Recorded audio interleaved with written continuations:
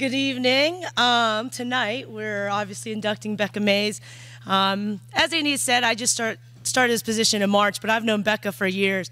I actually started coaching in Colorado in 2005, so at the University of Northern Colorado. So I've had the pleasure of being on the opposite sideline, playing against her in the spring season as she demonstrated her ability to make some of our players look pretty bad. So it's been fun seeing Becca throughout those years. I've had the pleasure of watching her grow from a freshman to winning a national championship and being a huge part of that program, to continuing her leadership and mentorship with the team throughout her career. So it's been fun watching her and continuing to get to know her. And as I took this job, reconnecting with Becca over the last few months has been amazing.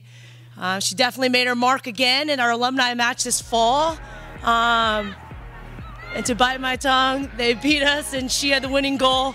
So, you know, I think we had 5 or 6 national championship players and All-Americans out there, so it was actually a really good match. But Becca stuck it to us one more time at the field. So, needless to say, she still got it and still continuing to play, which has been amazing. So, I know Coach Sanchez and Coach Adrian would have had some amazing words to say in terms of their time with Becca, and it's been a privilege for me to be up here and be able to speak on her behalf. So I appreciate that. But Danny had a story that I'm just going to read based on his memories and stuff of Becca. So I'm kind of just going to go off of what he had written. We found Becca by pure luck. Tim Barrera, who's the coach at UNC, was watching a game and told me about this kid who was just making everyone look foolish at the match, at one of the biggest showcases in the country, in the Texas Shootout. He said, I went to watch Becca's game and was just, and in quotes, how was not every coach in the country not watching? We reached out to her, but didn't get that much feedback right away. So he, as any coach would imagine, just assumed that maybe she had found interest somewhere else. So, but as he moved on and fast forwarded to a few months later, both the men's and women's team at MSU Denver were playing back in Texas, and lo and behold, he was sitting with Coach Kenny Parsons, who was the men's coach at the time, over as he said, an adult beverage, and got a call from Becca and said, hey, I'm going to come out to watch your game on Monday. And she came out, watched it, decided to come out for a visit to MSU Denver, and clearly had an amazing opportunity and to see what the program and Coach Sanchez was doing, and really fell in love. And then the next week committed. He says, I'm not sure what happened to get her interested in Metro. He's like, honestly, I don't care. He said, but Becca was simply one of the most creative players I've ever coached. She was a huge reason we won the national championship in 2006. He said, I would have loved to have taken her to Wyoming. Coach Sanchez took over the Wyoming program in 2007, but he said, look, I had too much respect for Metro State and our great program. And he said Becca was special enough to have played for any soccer program in the country and excel at the highest levels. And he goes, in parentheses, we need her at CU right now. He's currently the head coach at CU and can't be here. He says, we need her at CU right now. He said, though we haven't seen many players in the history of this program like Becca, and we've had some studs, but she's definitely somebody that's been a fantastic person and player for this program, and what an amazing honor to have her be inducted into this. She's nothing but deserving of this fantastic honor, so congratulations to Becca.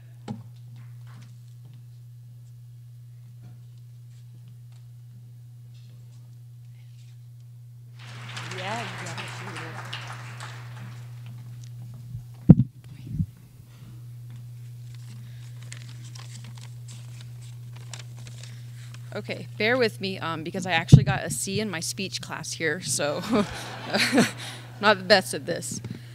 So good evening, everyone, and thank you for this opportunity.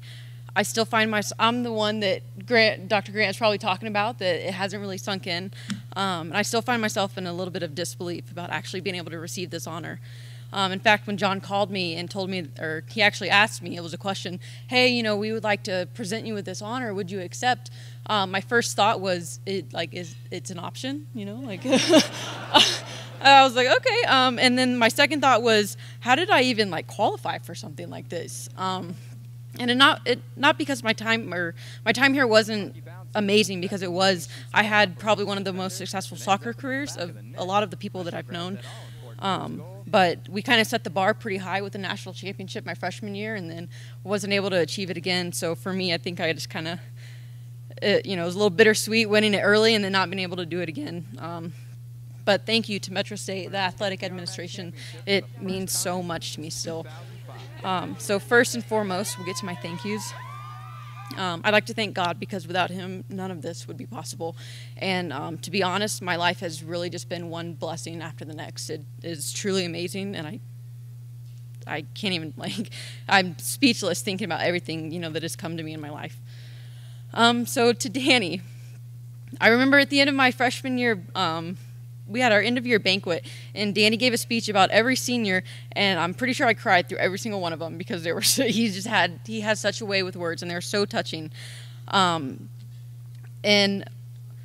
later on, he gives individual speeches for everyone else, and for the rest of the players in my speech, one thing that he said was that he saw my potential and he knew the things that I could accomplish if only the light bulb inside would come on. And now at first, I'm sitting there thinking, did he just say that my light bulb isn't on? And then afterwards, as I'm thinking about it a little bit more, it wasn't that Danny is trying to take a shot at me, but rather it was just more of an indication of that he knew what it took for players to be great. After all, he had Imara and Kylie and Kira, who were, national players of the year. So he knew what great players look like. So when I look back at my career, Danny is truly the coach that I believe took me from being a good player, a good soccer player, to a great player. And the funny thing is, him saying that I'm a creative player, I completely give all my creativity to him, which is kind of funny that he thought I was creative. And we had these little 5v2 games, and I'm trying to he would come and jump in with us. And I always wanted to be in the grid with Danny, because he would always do something.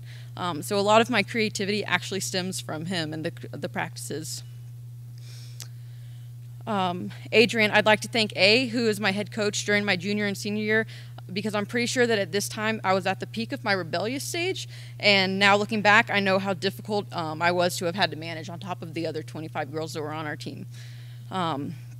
In fact, a couple years ago when I was back for one of my alumni games, I actually apologized to Adrian for how difficult I was, because I actually was hurt because of I knew what she had to go through to put up with me, and I made it through my senior year and not got kicked off the team, so that's pretty incredible. Dave is another coach. He wasn't my head coach, but he was my assistant coach. And for all the players who have not had to have the opportunity to be coached by Dave, they're truly missing out on something great.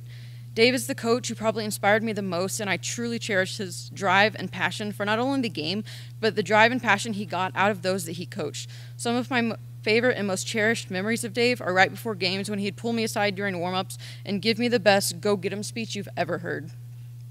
And those speeches still resonate with me to this day. In fact, this past summer I played for San Antonio's first ever women's semi-pro team, and I was actually a little bit hurt that my coach didn't pull me aside and give me a big pep talk right before the game. But it just makes that my time with Dave mean so much more. Another group of people that I really wanted to thank was our senior class of 2006. And so my days playing here were some of the best memories I have during my entire soccer career. And I'd also like to specifically call out the girls from the year that we won the championship. These girls left so many lasting impressions on me. For Kristen, who hosted me on my official visit and showed me that it was possible to make it from our apartments out in Lakewood to practice up here on these fields in less than 5 minutes. And for those of you who don't know, it's a good 15-minute drive. But she was adamant that we were not going to be late to practice. To Kylie, who has every single record in the Metro Soccer record books. To Brooke, who was the epitome of being fit, and she was also how I knew that I would never pass the fitness test. So I would just come in and make sure that I was really good with the soccer ball at my feet. To Rachel, who is probably the best goalie that I have ever had the opportunity to play with still. And to Sarah, who, whenever I think about the only memories that come to my mind when we were together are when we were just laughing hysterically at something that she was doing. And to Kira. Kira's leadership, drive, and determination during my freshman year is unmatched to this day. I think that the last 2 to 3 years were actually difficult for me mentally, because I was the only one left from the freshman class that year and who had actually gone through and witnessed it. And I feel like I spent my last 3 years trying but not succeeding to show the others and get them to understand this level of determination, work, and effort that Kira showed day in and day out. And so these girls are pretty much the reason why people think I'm way too competitive at practices, because they set the bar pretty high, and I haven't lowered it since. This entire group of seniors should and probably will go down in history as one of the best senior classes here at Metro State.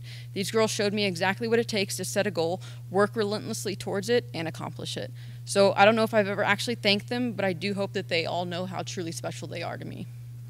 And I'd also like to thank my family, who was able to come up here. They actually drove up here. I flew because I know how long of a drive it is and how not fun it is. But they have only ever shown me love and support, and they mean the absolute world to me. And last but not least, my parents. Excuse me. To my mom and dad, who are by far the biggest blessing in my life.